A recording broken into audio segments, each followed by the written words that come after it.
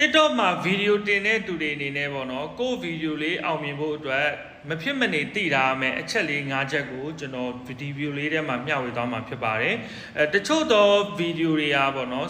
view 100လောက်ပဲရှိပြီးတချို့ဗီဒီယိုတွေက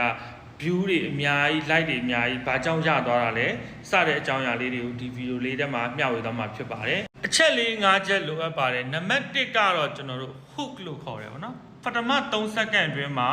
ကိုယ့်ရဲ့ဗီဒီယိုကြည့်တဲ့သူပေါ့နော်မေးခွန်းဖြစ်စေသူတို့ကြုံနေတဲ့ပြဿနာတွေနဲ့3စက္ကန့်အတွင်းမှာကျွန်တော်တို့စတင်ချိတ်ဆက်နိုင်မှုလို့နံပါတ်2ကတော့ authenticity လို့ခေါ်တယ်ပေါ့နော်သူကတော့စစ်မှန်ရမယ်ရရင်လည်း perfect တော့ဖြစ်စရာမလိုဘူးနံပါတ်3ကတော့ပေါ်နေတဲ့ trend တွေကိုယ့်ရဲ့ creativity နဲ့ပေါင်းပြီးတော့ပေါ့နော်ကိုယ့်ရဲ့လုပ်ငန်းနဲ့ဆက်ဆက်တဲ့ marketing message ကိုတွဲပြီးပေးနိုင်ဖို့လိုတယ်နံပါတ်4ကတော့ကိုယ့်ရဲ့ target customer ကိုပေါ့နော်ကိုဗီဒီယိုရဲ့အဆုံးတွေမှာတော့မဟုတ်ဗီဒီယိုရဲ့အလယ်တွေမှာရွေးချယ်စရာ option လေးတွေပေးတာเนาะ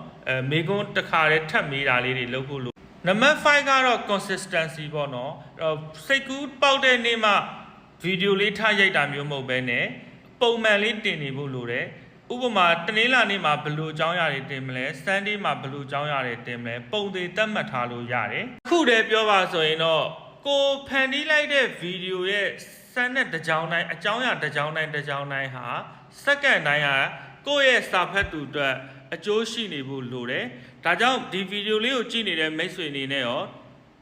ဒီအချက်လေး၅ချက်ထဲကဘယ်အချက်ကိုလက်ရှိသုံးနေပြီလဲဘယ်အချက်ကိုအကြိုက်ဆုံးဖြစ်လဲ comment မှာပြောခဲ့ပေးပါ